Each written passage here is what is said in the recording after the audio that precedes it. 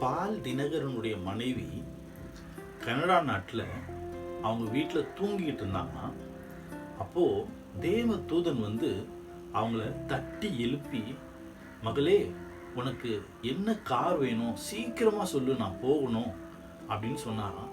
இவங்க அவசரமாக ஓடி போய் வீட்டுக்கு கீழே ஏதோ ஒரு பேம்ப்ளெட்டில் ஒரு காருடைய ஃபோட்டோ கலரு எல்லாம் இருந்துச்சான்.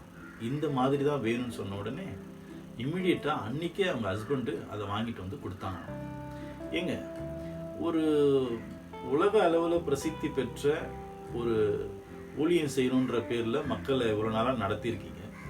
உங்களுக்கு ஒரு தேவ தூதன் ஒருத்தரை தேடி வர்றாங்க அப்படின்னா என்ன காரணத்துக்காக வருவாங்கங்கிற ஒரு பேசிக் நாலேஜ் கூட உங்களுக்கு இல்லையா? இப்படி பப்ளிக்காக வந்து எதையாவது ஒளரிட்டு மக்கள் நடுவில் நீங்கள் அசிங்கமாக மாட்டிக்கணுமா?